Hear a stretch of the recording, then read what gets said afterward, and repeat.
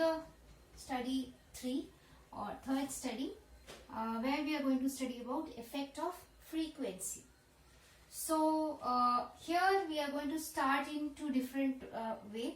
So first let us begin where we have studied in the previous case, that is where we were studying about the potential, right? So in the potential we have seen that for even though the intensities are different, the potential, the stopping potential was same.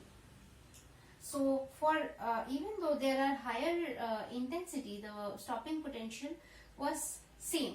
So now the same thing we are going to study for the frequency. Let's see if intensities are varying, then stopping potential was same, but saturation current was different. So with intensity the stopping potential would not change, but saturation current would change.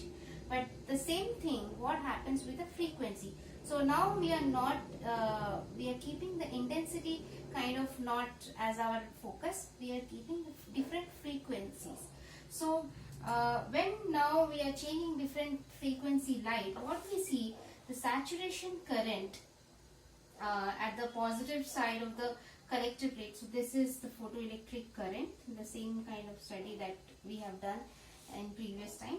So at the collector plate potential positive side, what we see, if we instead of changing the intensity, if we change the frequency, the saturation current is actually same, it doesn't change.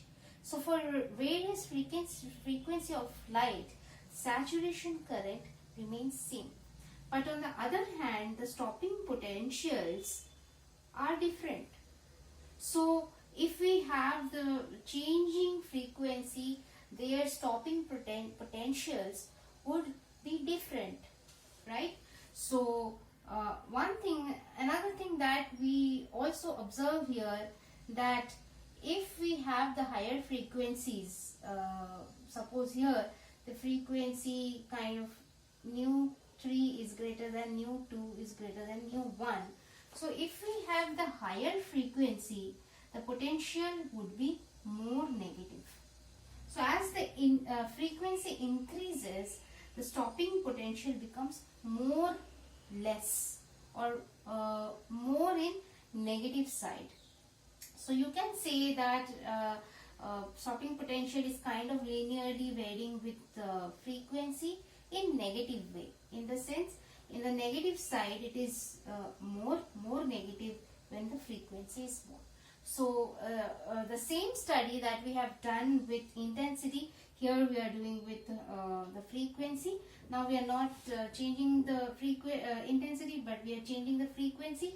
And the positive collector plate side, we see there is no change in the saturation current. The saturation current does not change with the varying frequency of light. So even if you vary the frequency of light, saturation current is same.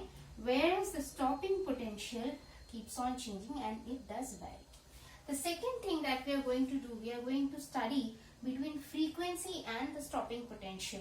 So as we have known that if the frequency changes, our stopping potential also changes, and we see that it's kind of linear. So if the frequency is increasing, our stopping potential is increasing in negative direction. So it is kind of linear. Of course it is a linear variation, but what we see at a particular frequency, the stopping potential is becoming 0.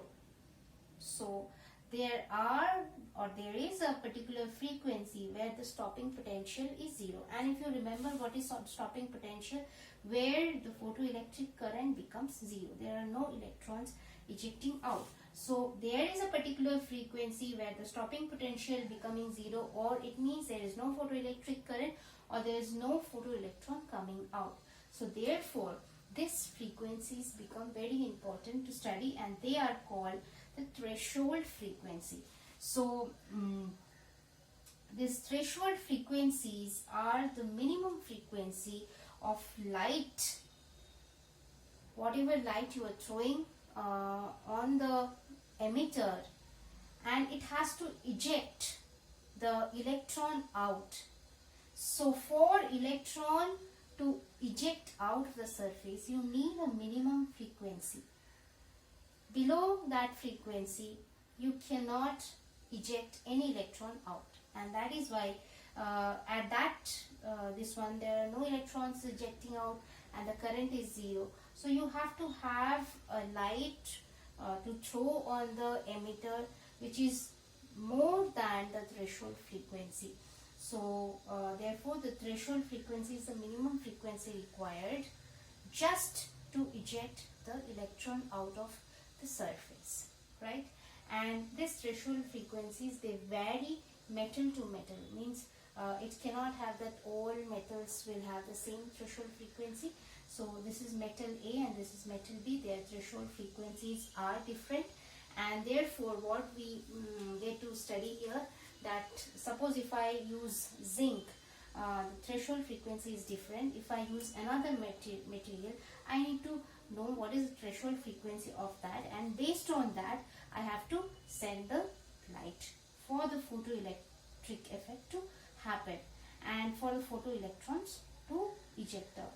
And therefore the effect of frequency on or this study becomes very important. If you like the video, then press the like button, subscribe to the channel and press the bell icon.